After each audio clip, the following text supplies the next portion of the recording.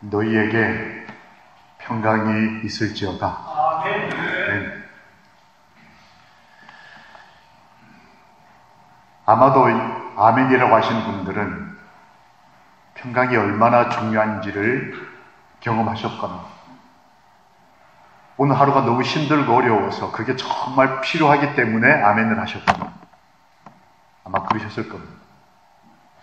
저희는 평강과 행복을 바라고 사는 사람들인데 왜 이런 현실 가운데 살까요? 이건 시리아 난민 중에 전쟁 중에 폭탄이 터지면 그냥 펑 터지는 게 아니고 이렇게 덩어리가 불이 계속 타게 하는 그런 폭탄이 있습니다. 그 폭탄을 맞아서 엄마와 딸아이가 함께 불에 타다가 살아남았어요. 야, 이렇게도 계속 살아야 될까?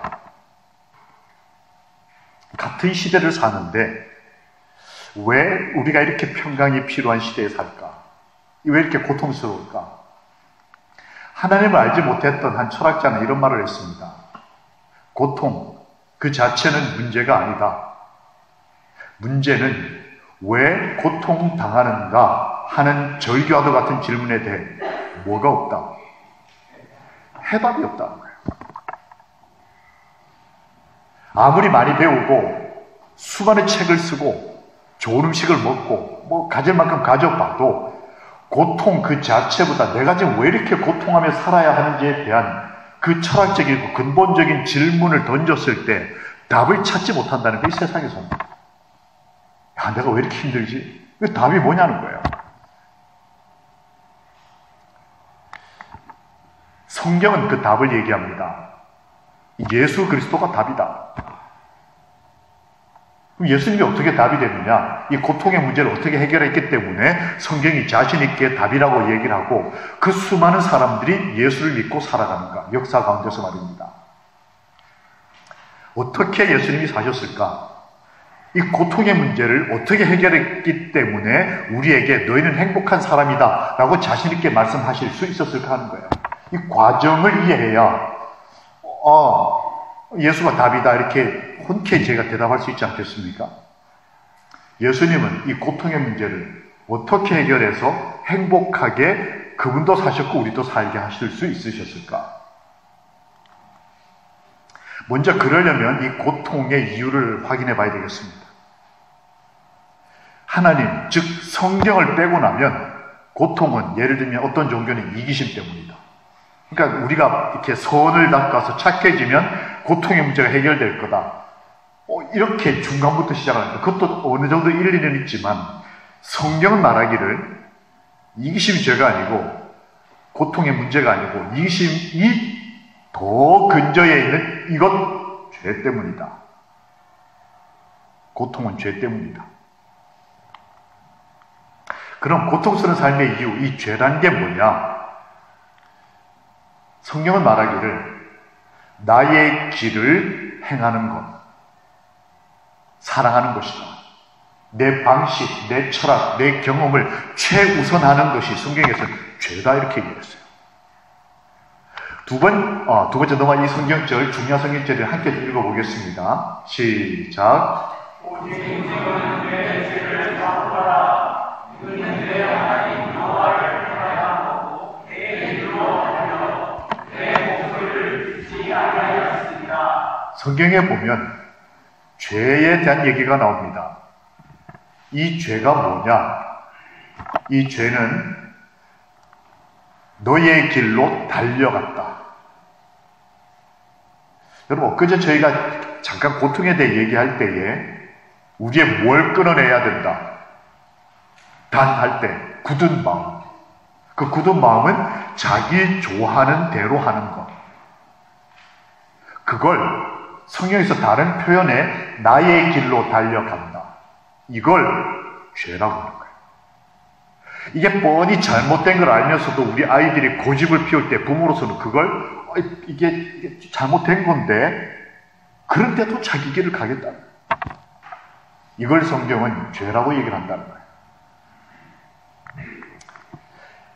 이렇게 자기 길을 갈 때 이게 구체적인 행동으로 어떻게 드러나느냐. 이건 좀 관념적인 생각적인 정리들이니까 이걸 성경에서는 그래 이런 죄라는 것이 드러날 때는 이런 방식으로 드러난다. 뭐가 죄냐는 거예요. 구체적으로. 잘 믿지 않는 거. 요즘에 얼마 전에 이렇게 어떤 분이 와가지고 이제 주례를 해달라고 부탁을 했습니다. 아직 젊지만 어쩌다 주례를 한두 번 하는 경우가 있지 않습니까? 이제 같이 늙어가자는 의미로 아마 젊은 목사님도 하잖아요. 근데 이 신부가 고민을 합니다. 뭘 고민하냐면 남편이 결혼 전에 결혼 혼전 계약서를 쓰자는 거예요. 이혼할 경우에 재산을 어떻게 나누고 그 다음에 뭐 집은 누구 거고 뭐 이런 거를 혼전 계약을 해서 깨질 경우를 대비한 계약서를 쓰자고 하는 남자친구와 결혼을 해야 될지를 고민하면서 저보고 주례 부탁을 왔어요. 그 제가 고민이 됐어요. 주례를 할까 말까. 이 지금 남편도 자기를 남자친구도 자기를 못 믿고 자기도 남자친구를 못 믿겠고 저도 얘네들을 못 믿겠고 이혼할 거를 생각 염두에 놓고 주례해달라는 걸 제가 주례해줘야 되겠냐 말이에요. 저도 고민되고 둘 다 고민돼요.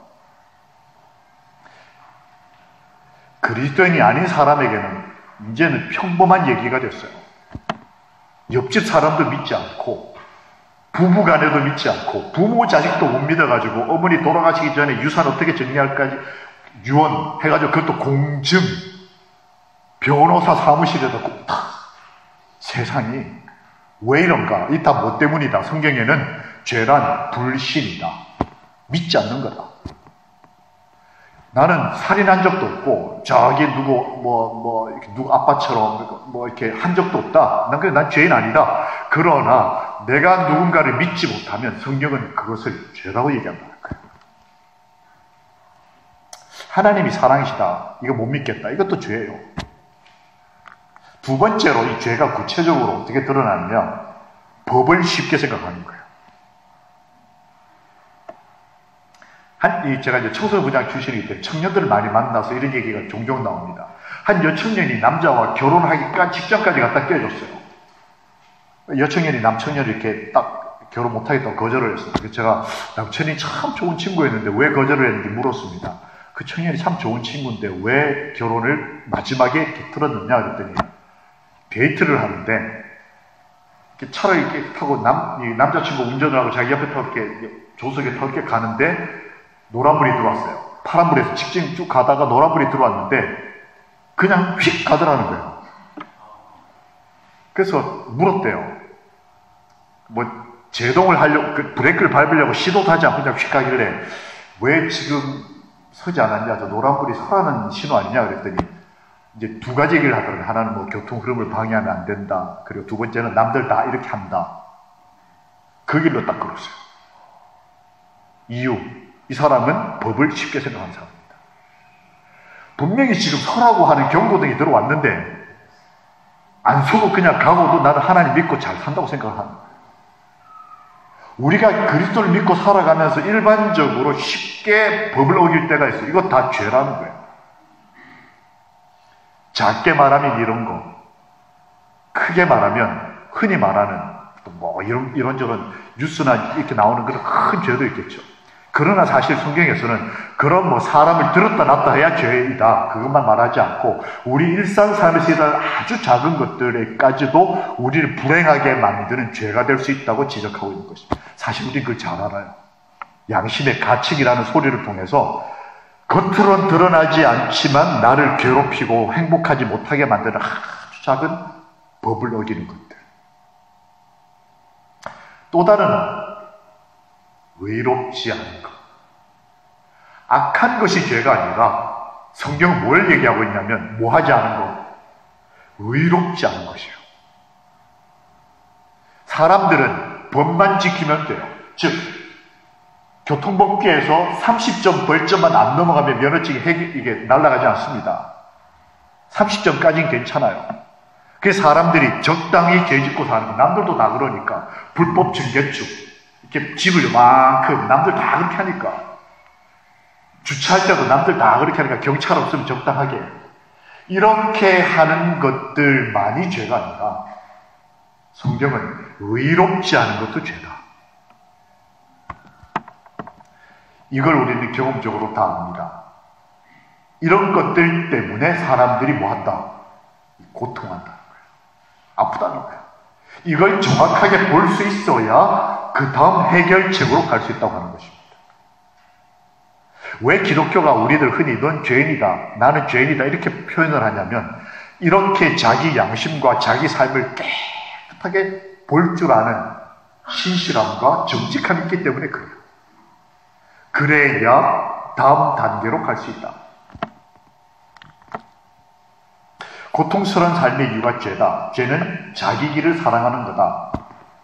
두 번째는 성경이 말하는 고통의 이유는 하나님과 분리됐기 때문이다. 우리가 지금 배우고 있는 대로 함께 말씀 나누는 대로 하나님은 우리를 행복하게 하고 싶어 하시는 아버지셨다는 걸 배웠습니다. 너희는 참 행복했으면 좋겠어. 그 행복을 답답하니까 명령까지 해가면서 행복했으면 좋겠어. 그런데 그 생명이신 하나님과 우리가 분리됐을 때에 사람은 아픔을 느낀다. 함께 읽어보실까요? 시작. 오직 너희 죄악이 너희와 너희 하나님 사이를 분리시켰다. 이 하나님이 무엇이었느냐? 우리가 배운 대로 하나님은 복이시다. 하나님은 생명이시다. 근데 그분과 깨지고 나니까 이 삶이 행복하지 않고 생명이 한계에 부닥치고 아파야 되고 사람에게 미움을 받아야 되고 미워해야 되고 이유를 니체는 모르겠다. 왜 이렇게 아픈지 모르겠다. 하나님이 없으니까 그냥 그러고 사는 게 인생이라고 가르쳐요. 그러나 하나님께서는 진리의 아버지께서는 저희들에게 왜 우리가 이렇게 고통하는지 정확하게 알려주시고 그래야 회복될 수 있으니까. 참 하나님 좋으신 분입니다. 혹시 이 사진을 보신 적 있습니까? 이 사진은 조금 오래된 사진이긴 하지만 우리 한국에 있는 소록도라고 하는 곳에 수탄장이라는 광장 이름입니다. 여의도 광장 하는 것처럼. 한센병, 문둥병에 걸리신 분들 중에 이렇게 전염이 되는 분들은 다 이곳으로 가셔야 합니다. 근데 살아가고 있는 관계 속에서 임신을 하거나 혹은 발병한 상태에서 사랑을 하게 돼서 임신을 할 경우에 사람들이 될 수 있으면 이 한센병, 문둥병에 걸리면 임신을 중절 수술을 합니다. 그런데 어쩌다가 임신이 되면 아기를 낳으면 10명 중에 9명이 전염이 돼요. 이 병은 이게 타액, 침이나 어떤 이런 것들, 그 다음에 피 이런 걸로 전염이 돼요. 그러니까 아기가 태어나면서 엄마 배에서 나오면서 이 엄마의 병을 그대로 이렇게. 그런데 어쩌다가 한 명이 건강한 아이가 태어나요. 그러면 건강한 땅, 대한민국 육지에서 이렇게 이 사람들을 몰아내고 모여서 살 수밖에 없는 이게 무서운 전염병이니까 정말 힘들고 어려운 인생을 사는데 이들 가운데 건강한 아이가 태어나면 또다시 그 가운데서 이 아이들을 격리를 합니다. 아이러니에요. 다 그런 병자니까 그 가운데서 건강한 애들만 모아가지고 또 그 안에서 수용소를 하나 만들어요. 왜냐하면 너무 어리니까 아이들을 어떻게 할 수가 없으니까 부모 옆에 둬야 되니까. 부모님들이 이 아이를 얼마나 보고 싶겠어요. 아이들은 부모님이 얼마나 보고 싶겠어요. 이것이 무슨 장면이냐면 한 달에 한 번 면회하는 장면이에요.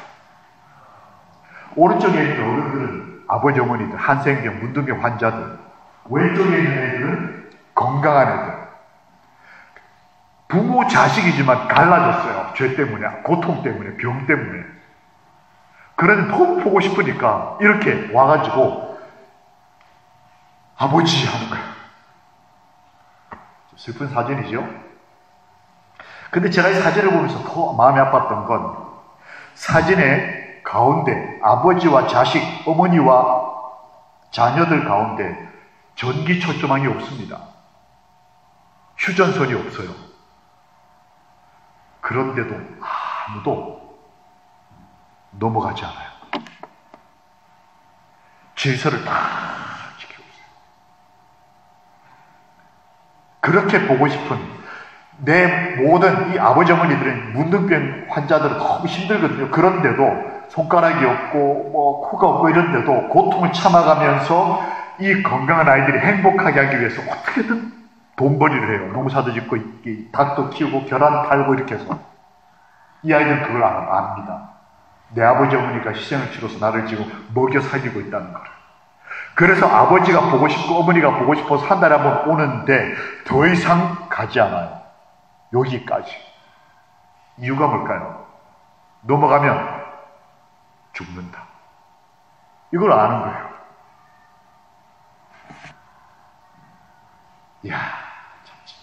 아무도 말리지 않는데 아무도 넘어가지 않아요. 하나님, 제가 하나님 좋거든요. 사랑하거든요. 그렇지만 여기까지. 더 이상 건들지 마십시오. 이건 언터치able. 이거는 내 거다, 이거. 뭐, 남들이 굶어 죽든, 건축을 하든, 뭐, 어쨌든, 이건 내 거다 하는 그런 것들을 사람들이 다 가지고 있어요. 그래서, 하이, 아버지, 저를 먹여 살려서 땡큐. 내 학비 내주셔서 감사하고, 옷 이거 사주셔서 감사해요. 입고 나와서 이렇게. 그러지만, 더 이상 다가가지 않아요. 이 죄가 이렇게, 이 아픔이 이렇게 인간과 아버지와 자식을 갈라놓는 것입니다. 근데 아버지, 어머니 입장은 좀 달라요. 건너가지 않아요, 아버지, 어머니. 근데 건너가지 않는 이유가 뭐예요? 내가 건너가면 죽는다. 누가? 내가 죽는 게 아니고, 내 사랑하는 아이들이 죽는다.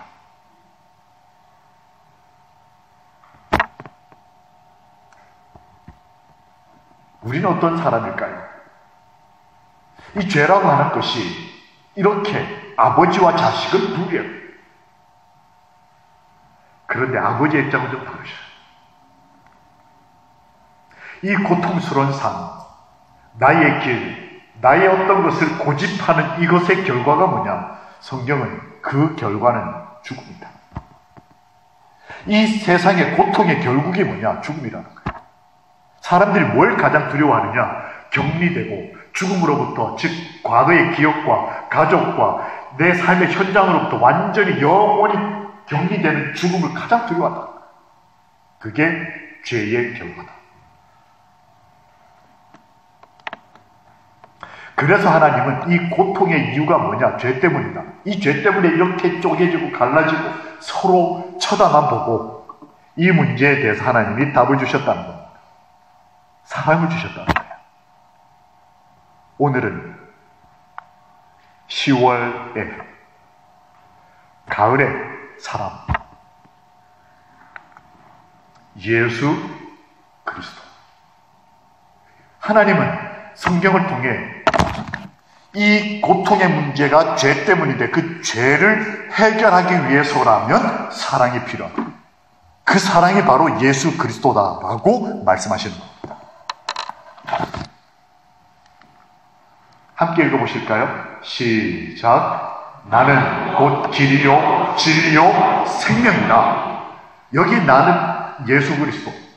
그분이 해답을 잘 모르겠다 하셨는데 내가 길이고 답이다. 진리다. 그리고 말씀하시기를 그 죄의 고통과 죄의 결과로 죽을 수밖에 없는 저희들에게 내가 생명이다. 끊어진 나와 다시 연결되기를 초청하셨다. 한 죄인의 얘기가 성경에 기록되어 있습니다.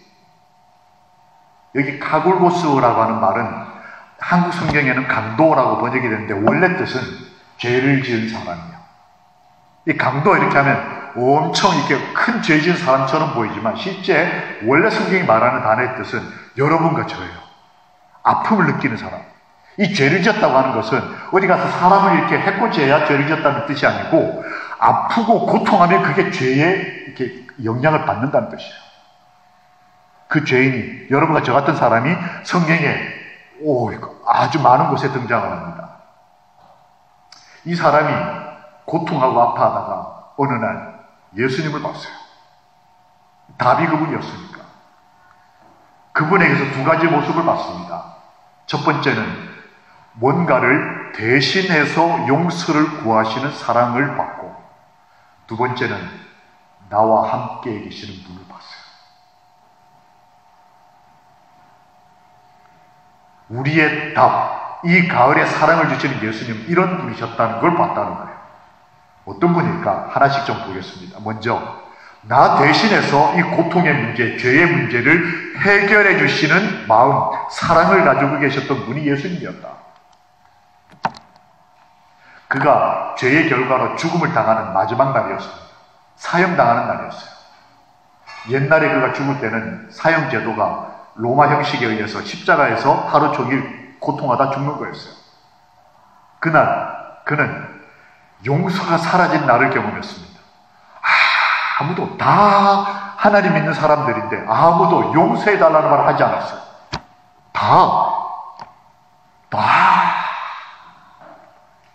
다 촛불을 높이 들었어요. 저는 그 촛불을 보면서 여러 생각을 했습니다. 의로움도 중요하지만 저들 가운데 과연 자기 죄 앞에 촛불을 든 사람은 몇 명이나 있을까? 남의 죄 말고, 다 알고 있는 대중적인 죄 말고 정말 자기만 알고 있는 자기 영혼 앞에 촛불을 밝히는 사람이 과연 얼마나 있을까? 이 강도가 죽을 때 다들 죽여라. 용서가 사라진 날이었어요. 그런데 그날 하늘을 가르는 한마디를 그가 들었습니다. 어떤 말이었을까요? 그가 봤을 때 가장 착해 보이는 그 사람이 이렇게 기도하는 걸 들었어요. 예수라고 하는 사람이 자기가 같이 죽어가는데 그가 말하기를, 아버지여, 자기를 죽이라고 하는 사람들을 향해서 저희를 용서하여 주십시오.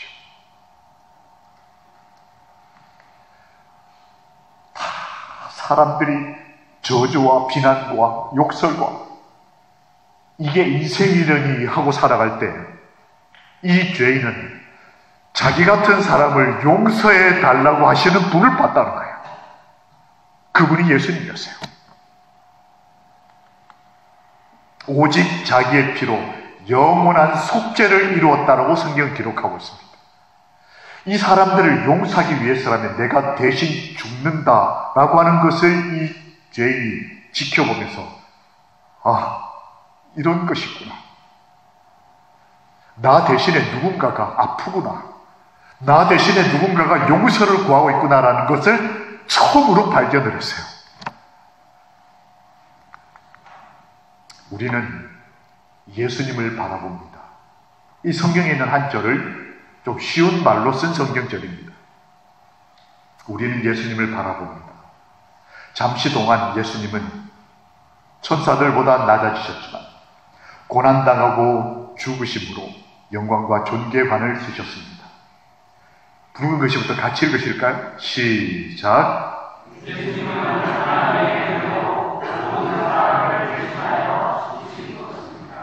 예수님은 여러분과 저를 우리의 고통과 우리의 죄의 문제를 대신하여 죽어주심으로 우리에게 그 고통의 문제를 끝낼 수 있는 기회를 주셨다는 거예요. 예수님은 이 고통의 문제를 어떻게 해결하셔서 우리를 행복의 길로 초청하셨는가? 무엇을 해결하셨다? 십자가로 해결하셨다는 거예요.